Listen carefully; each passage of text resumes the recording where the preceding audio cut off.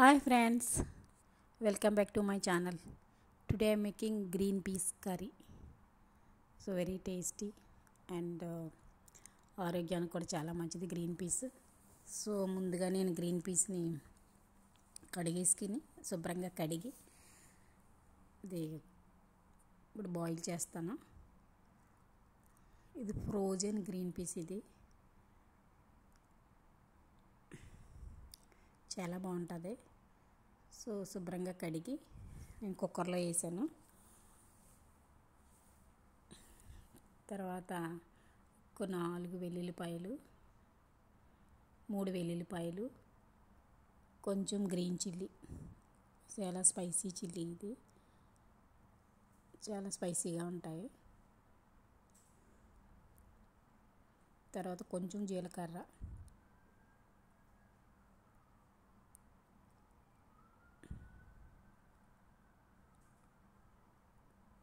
ఇవి గ్రైండ్ చేసినవి బఠానీలో వేసి, గ్రీన్ పీస్,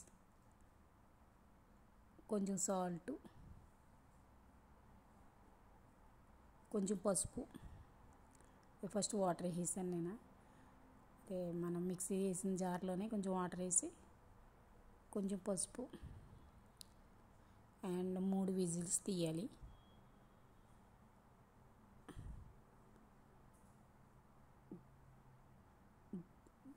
విజిల్ తీసిన తర్వాత ఇలా కుక్ అయిపోయిన తర్వాత కోకోనట్ మిల్క్, మీరు కావాలంటే ఫ్రెష్ మిల్క్ అని వేసుకోవచ్చు, ఫ్రెష్ కోకోనట్ మిల్క్ వేసుకోవచ్చు. నేనైతే పౌడర్ వేసాను, పౌడర్ మిల్క్ చాలా బాగుంటుంది, చాలా టేస్టీగా ఉంటుంది. వేడి నీళ్ళతో కలిపి బాగా ఉండలు లేకుండా కలపాలి.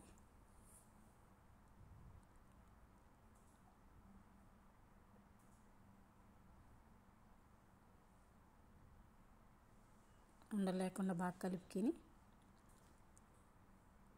ఇప్పుడు బఠానీలు బాయిల్ చేసాం కదా, ఆ బాయిల్ చేసిన బఠానీలో వేసి ఒక 10 నిమిషాలు ఉడికించాలి. చాలా బాగుంటుంది ఫ్రెండ్స్, మీరు కూడా ట్రై చేయండి.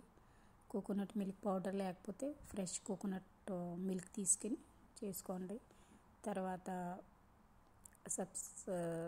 సబ్స్క్రైబ్ చేయండి, షేర్ చేయండి, లైక్ చేయండి, సపోర్ట్ చేయండి. ఇది బాయిల్ అయిన తర్వాత కొంచెం కోకోనట్ ఆయిల్ వేసి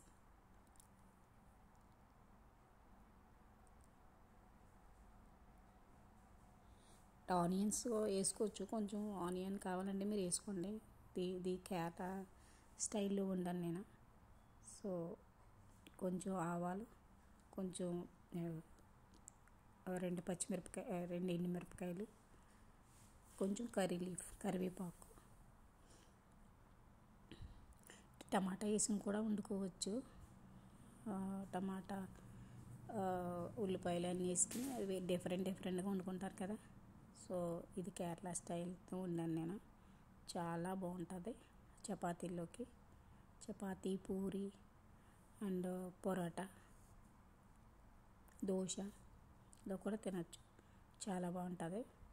సో మీరు కూడా ట్రై చేయండి, సింపుల్, ఈజీగా వండేసుకోవచ్చు. తర్వాత ఇవన్నీ వేగిన తర్వాత అలా వేసుకొని, కారం వేయలేదు ఎందుకంటే గ్రీన్ చిల్లీ చాలా స్పైసీ గ్రీన్ చిల్లీ అవి, అందుకనేసి కారం వేయలేదు. మీరు కావాలంటే కొంచెం కారం వేసుకోవచ్చు. చపాతీలతో పెట్టుకుని తింటే ఉంటుంది, యమ్మీ యమ్మీ. 2 చపాతీలు, కొంచెం కూర,